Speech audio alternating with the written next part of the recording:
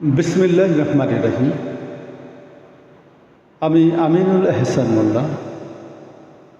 আমার রচিত একটি কবিতা আপনাদের সম্মুখে উপস্থাপন করতে চাই। আমার কবিতার নাম শান্তির কাছে প্রশ্ন। শান্তির কাছে প্রশ্ন। হে শান্তি, তুমি কোথায় লুকালি? মরুভূমির বুকে নাকি রক্ত চলে ভাসালি? স্বাধীন রাজ্যে কেন বাঙ্গুনি হাহাকার? এক পতাকার তোলে কেন শত শত অন্ধকার? হে শান্তি, তুই কোথায় লুকালি? তুই কোথায় লুকালি? মরুভূমির বুকে নাকি রক্ত চলে ভাসালি? স্বাধীন রাজ্যে কেন বাঙ্গনের হাহাকার? এক পতাকা তলে কেন শত শত অন্ধকার? আমি নিরহ জনতা, কেন নিরাপত্তা ভিখারি? কেন আমার অধিকার আজ লণ্ঠনের বাজারে? কেন আমার বাক স্বাধীনতা শিকলবন্দি কণ্ঠে? সত্য বললেই কেন বজ্র নেমে আসে রাষ্ট্রের মুষ্টিতে?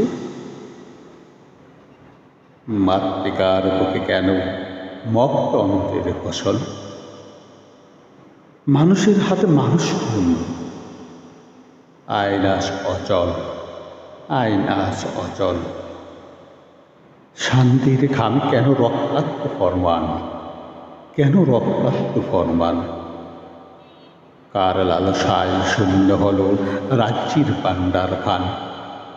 কার লালসায় শূন্য হল রাজ্যের পাণ্ডার খান? উত্তর দেবে হে শাসক, হে শান্তির দূত। তুমি তো বলেছিলে শান্তির মিছিলে এই জাতিকে একত্রিত করবে, এই জাতিকে হাসাবে, মাথা উঁচু করে দাঁড়াতে শেখাবে, লাল সবুজ পতাকা হাতে। বলো হে শান্তি, কেন বেকারত্বের অভিশাপে যুবানিচ্ছ? কেন ধর্মান্ধের উন্মাদনায় বিবেক আছে শেষ? কেন মুক্তিযোদ্ধার গলায় অপমানের জুতো? যাদের রক্তে জন্ম এ দেশ, আজ তারাই কেন লাঞ্ছিতা? গণতন্ত্র কেন কারাগারে শিকলবন্দি? কার ভয়েতে কেঁপে ভোট কাঁপে জনতার বন্দি? গণতন্ত্র কেন কারাগারে শিকলবন্দি? কার ভয়ে কাঁপে ভোট কাঁপে জনমত বন্দি? আমার কবিতা কেন মুছে দিলে কালির আগে? কেন মুছে দিলে আমার কবিতা? ভয় পাও নাকি সত্যকে? বিদ্রোহী শব্দের আগুনে? কেন মুক্তিযুদ্ধের বিরুদ্ধেই তোমার নীরবতা? কেন ইতিহাস বদলায় ক্ষমতার সুবিধা মতো? ন্যায় বিচার কেন থমকে তাই দরজার প্রান্তে? কার আদেশে চোখ বুঝে থাকে আদালতের কণ্ঠে? বলো, শান্তির কবিরে এত অশান্তির ঢেউ কেন?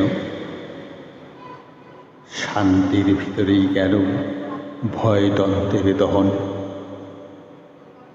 দিকে দিকে বৈষম্য, মানুষ কেন খণ্ডিত?